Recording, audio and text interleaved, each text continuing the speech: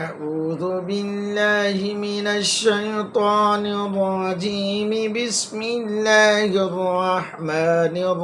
الرحيم والفجر وليال عشر والشفع والوتر والليل إذا يسر هل في ذلك قسم لذي حجر ألم تر كيف فعل ربك بعاد إرم ذات العماد التي لم يخلق مثلها في البلاد وثمود الذين جابوا الصخر بالواد وفرعون ذي الأوتاد الذين طغوا في البلاد فأكثروا فيها الفساد فصب عليهم ربك صوت عذاب إن ربك لبالمرصاد فأما الإنسان إذا ما ابتلاه ربه فأكرمه ونعمه فيقول ربي يكرمن وأما إذا ما ابتلاه فقدر عليه رزقه فيقول ربي أهانن كلا بل لا تكرمون اليتيم ولا تحاضون على طعام المسكين وتأكلون التراث أكلا لما وتحبون المال حبا جما كلا إذا دكت الأرض دكا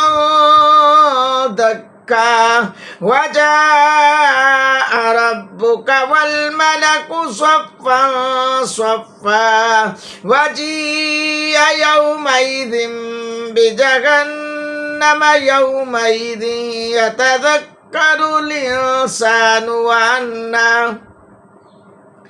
يومئذ يتذكر الإنسان وأنى له الذكرى يقول يا ليتني قدمت لحياتي فيومئذ لا يعذب عذابه أحد ولا يوثق وثاقه أحد يا أيتها النفس المطمئنة ارجعي إلى ربك راضية مرضية فادخلي في عبادي وادخلي جنتي صدق الله العظيم अल्हम्दुलिल्लाह। अल्लाह के फजल करम से 89 सूरतें यानी एक कम 90 25 सूरतें बाकी रह गई अल्लाह के फजल करम से अल्हम्दुलिल्लाह। बड़ा एहसान है उस करम मालिक करीम मालिक उस करम करने वाले का करम है कि अब हम कुरान पाक मुकम्मल करने के बिल्कुल करीब आ चुके हैं। सिर्फ 25 सूरतें बाकी हैं और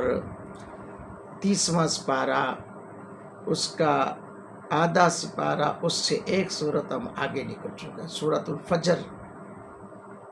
अब आखिरी सूरत आज की मैंने तिलावत चुकी है।